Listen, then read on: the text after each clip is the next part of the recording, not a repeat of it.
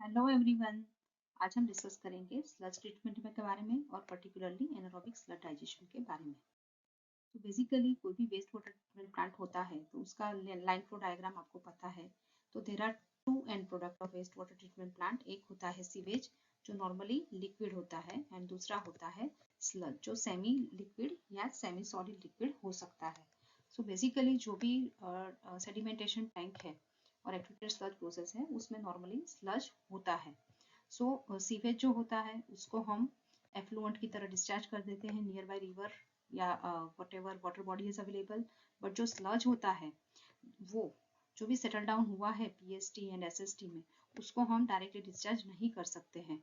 But हमको क्या करना होगा उसको कि उसका प्रॉपर ट्रीटमेंट देना होगा। द रीजन इज दैट कि वो एक सेमी सॉलिड या लिक्विड है, उसका वॉल्यूम बहुत ज़्यादा है पहला, दूसरा उसके अंदर काफ़ी प्यूट्रेसिबल ऑर्गेनिक सब्सटेंस और लिविंग ऑर्गेनिज्म होते हैं। तो अगर हम उसको कहीं पे भी डिस्चार्ज कर देते हैं तो वो ह्यूमन हेल्थ के लिए हानिकारक होता है, इसीलिए उसका ट्रीटमेंट करना बहुत ज़रूरी है बिफोर फाइनल डिस्पोजल। कहाँ कहाँ से ये स्लज आ सकता है। So normally sedimentation tank, primary sedimentation tank जिसमें 96% तक मॉइस्चर हो सकता है, केमिकल प्रेसिपिटेशन में से 93% तक मॉइस्चर होगा, ट्रिकलिंग फिल्टर का जो एसएसटी है उसमें 93% तक मॉइस्चर हो सकता है, एक्टिवेटेड स्लज प्रोसेस में से 98.5। So you can see that कि यहाँ पे बहुत ही कम परसेंटेज ऑफ सॉलिड है और मॉइस्चर बहुत ज़्यादा है, तो उसका वॉल्यूम बहुत ही ज़्यादा होगा। उसमें ऑर्गेनिक मैटर है, कुछ पैथोजन है, तो उसको हम डिस्चार्ज नहीं कर सकते डायरेक्टली, डिस्पोजल भी नहीं कर सकते कहीं पे भी, लैंड में, ओशन या सी में। सो ऑब्जेक्टिव्स क्या है स्लज ट्रीटमेंट करने का? पैथोजन को डिस्ट्रॉय करना, वॉल्यूम रिडक्शन करना, मॉइस्चर कंटेंट कम करना ताकि इजीली हैंडलिंग हो सके, और हमारा जो कॉन्सेंट्रेशन ऑफ है सॉलिड है उसको बढ़ाना, और जो भी ऑर्गेनिक मैटर है जो हार्मफुल एंड प्यूट्रेसिबल है उसको स्टेबिलाईज करना ताकि वो सिंपल स्टेबल फॉर्म में कन्वर्ट हो और एनवायरमेंट को हार्म ना करे। और also by doing the digestion हम उसमें से कुछ वैल्यूएबल भी रिकवर कर सकते हैं, जैसे कि एनारोबिक डाइजेशन में मीथेन गैस और मेन्योर रिकवर होता है। So basically this is the flow chart which shows the treatment given to the sludge. So concentration उसमें moisture content reduction करना होता है। digestion में basically जो भी complex organic matter है उसको break down करना होता है simpler form में और अनफाउल कंपाउंड में ताकि नेचर को हार्म ना करे। All this D watering, drawing, incineration, उसमें हमारा मेन पर्पज यही है कि वॉल्यूम रिडक्शन करना एंड उसके बाद हमको डिस्पोजल करना है। सो हम स्पेसिफिकली एनारोबिकल डाइजेशन के बारे में बात करेंगे। एज वी नो दैट के स्लज में बहुत सारे प्यूट्रेसिबल ऑर्गेनिक मैटर है, ट्रीटमेंट के बगैर हम उसको डिस्पोज नहीं करेंगे क्योंकि अगर उसका डिकम्पोजिशन हुआ तो फाउल होगा तो हेल्थ हेजार्ड होगा।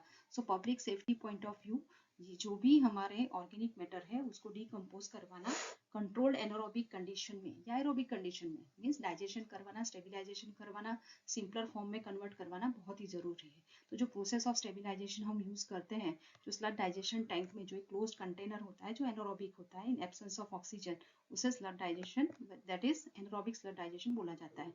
तो उसमें ऑर्गेनिजम्स इन्वॉल्व होते हैं, तो ऑर्गेनिज्म के लिए तो ऑर्गेनिक मैटर एक खाना ही होता है, तो वो उसको सिंपलर फॉर्म में कन्वर्ट कर देते हैं।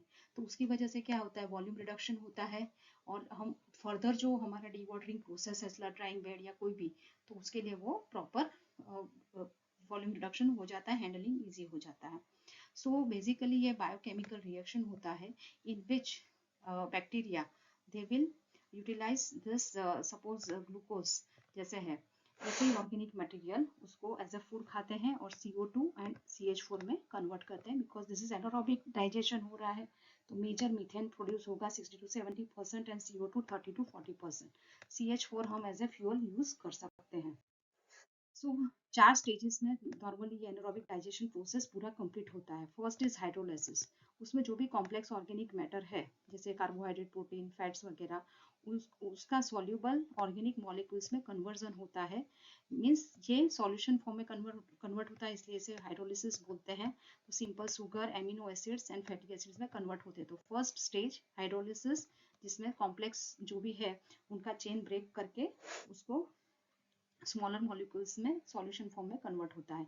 नेक्स्ट स्टेज आता है एसिडोजेनेसिस, मींस एसिड फॉर्मर्स, जो एसिड फॉर्म करते हैं, ऐसे बैक्टीरिया एक्टिव होते हैं और उसको जो भी एंड प्रोडक्ट है हमारा हाइड्रोलिसिस का उसको volatile fatty acids and carbon dioxide, hydrogen sulphide में कन्वर्ट करते हैं। दूसरे भी बाई प्रोडक्ट बनते हैं but major is volatile fatty acids.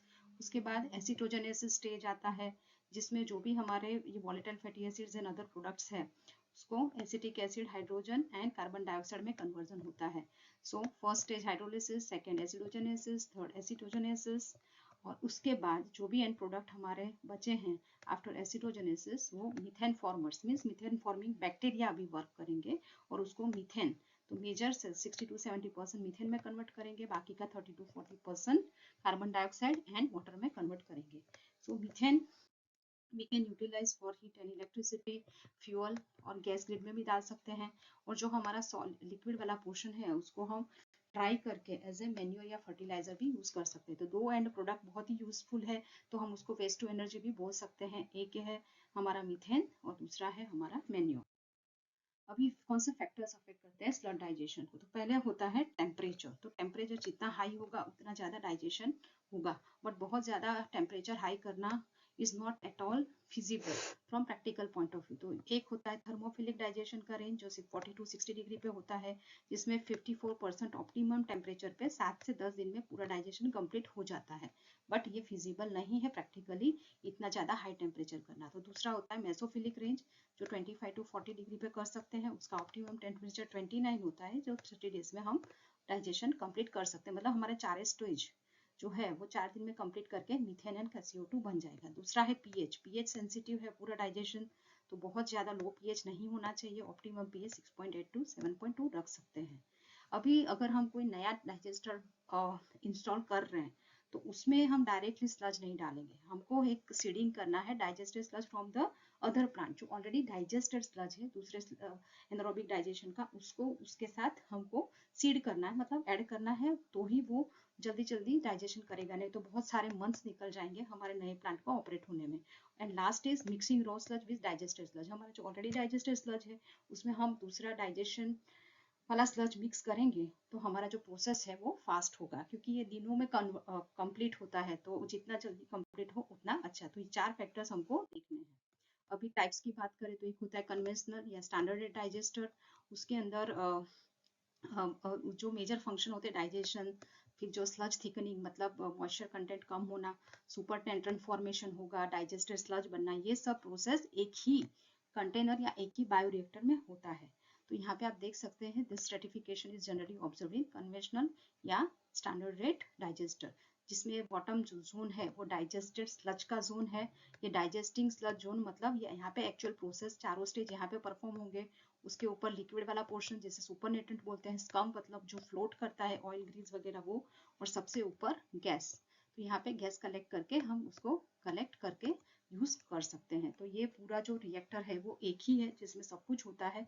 But अगर हम हाई रेट डाइजेस्टर में जाते हैं तो यहाँ पे मिक्सिंग और हीटिंग और जो भी है वो सब फर्स्ट स्टेज में होगा, मतलब यहाँ पे कंप्लीट मिक्सिंग होगा। और दूसरा जो स्टेज है उसमें जो हमारा नॉर्मल कन्वेंशनल जैसा है उस टाइप का पूरा स्ट्रेटिफिकेशन ऑब्जर्व किया जाएगा। सो दो डाइजेशन टैंक हम यूज कर रहे हैं, दैट्स वाई। एंड उसका जो रेट है वो भी हाई है, तो it is called as high rate digester. तो ये जो हमारा सेकेंड स्टेज वाला है उसके अंदर हम एडिशनल स्टोरेज स्पेस भी प्रोवाइड कर सकते हैं फॉर द मॉनसून पीरियड। सो हमारे पास दो टाइप के डोम्स हो सकते हैं, एक फिक्स्ड कवर और एक फ्लोटिंग कवर। तो यहाँ पे फिक्स्ड कवर का स्लज डाइजेस्टर दिखाया गया है। एज आई टोल्ड यू यहाँ से रोज स्लज आता है। तो ये हमारा एक्टिव डाइजेशन जोन है जहाँ पे हमारे 4 स्टेजेस परफॉर्म होंगे और मीथेन जनरेशन होगा। उसके ऊपर ये मिक्सिंग डिवाइस होगा प्रॉपरली मिक्स करने के लिए, जो हमारा रोज स्लज है, और अगर हम डाइजेस्टर स्लज डाल रहे हैं तो प्रॉपर मिक्सिंग के लिए मिक्सचर है। ये हमारा जो डोम है ऊपर वाला, ये पूरा का पूरा फिक्स्ड है, मतलब वो मूव नहीं करेगा। यहाँ पे मेन होल प्रोवाइड किया जाता है, यहाँ पे स्टेप्स है अगर हमको सैंपल कलेक्शन करना है एनालिसिस के लिए। यहाँ पे प्रेशर वैक्यूम रिलीफ वाल्व है, फ्लेम अरेस्टर है मतलब गैस होता है। तो अभी ये जो भी हमारा एक्टिव जोन है उसके बाद हमारा CO2 एंड मीथेन जनरेट होगा। तो उसके ऊपर लिक्विड का पोर्शन, उसके ऊपर स्कम का पोर्शन जो हमने स्ट्रेटिफिकेशन डिस्कस किए थे, और गैस फॉर्मेशन मतलब गैस ऊपर जाएगा। तो यहाँ पे गैस कलेक्टर है, तो यहाँ पाइप के through we can take out this gas and we can utilize it। और यहाँ से ये सुपर नेटेंट विड्रॉवल पाइप भी हम कलेक्ट करके उसका एनालिसिस कर सकते हैं। जो भी स्लज डाइजेस्ट हुआ वो सब नीचे स्टोर होगा, और ये डाइजेस्टेड स्लज भी हम उसको कलेक्ट करके स्लज ड्राइंग बेड में भेज सकते हैं। उसके बाद जब वो ड्राई हो जाता है उसके बाद उसको हम एज ए मैन्योर या फर्टिलाइजर यूज कर सकते हैं। ये स्लड डाइजेस्टर है with the floating cover. Floating cover मतलब जैसे गैस फॉर्मेशन होगा तो ये फ्लोट करने लगेगा। अगर ज़्यादा गैस फॉर्मेशन है ऊपर होगा, अगर कम फॉर्मेशन होगा तो वो नीचे आएगा। तो यहाँ पे भी मेथड सेम है, बट ये जो हमारा डोम जो बोलते हैं, डोम नहीं, ये कवर है, वो फ्लोट होता रहेगा। तो यहाँ पे ये स्लज का इनलेट है, जो भी प्रोसेस है वो सब यहाँ पे होगा। उसके बाद गैस फॉर्मेशन, तो ये गैस कलेक्शन का डोम है। यहाँ से गैस का आउटलेट पाइप दिखाया गया है, और जो भी डाइजेस्टेड स्लज है वो बॉटम में रहेगा। तो स्लज के आउटलेट से हम कलेक्ट करके उसको स्लज ड्राइंग बेड में भेजेंगे, वहाँ पे ड्राई होगा। उसके बाद वो मैन्योर की तरह यूज होगा, और जो भी गैस फॉर्मेशन हो रहा है, मीथेन ज़्यादातर होगा, तो उसको हम एज ए फ्यूल यूज कर सकते हैं। So these are the references I have used. And just to summarise that कि स्लड डाइजेशन ये एनारोबिक डाइजेशन के बारे में है, जिसमें 4 process, hydrolysis, acidogenesis, acetogenesis and methanogenesis के बाद लास्ट में CO2 एंड CH4 बनता है। मेजर 60 to 70% CH4 बनता है, जो एज ए फ्यूल हम यूज कर सकते हैं। और वो फ्यूल का हम यूज कर सकते हैं, इसे वेस्ट टू एनर्जी प्लांट भी बोलते हैं। आई होप कि आपको ये लेक्चर अच्छा लगा है, तो आप उसको लाइक करें। अगर आपको लगा कि यूजफुल है, शेयर करें विथ अदर स्टूडेंट्स, कमेंट भी कर सकते हैं। सब्सक्राइब करें मेरी चैनल अगर नहीं की है तो। थैंक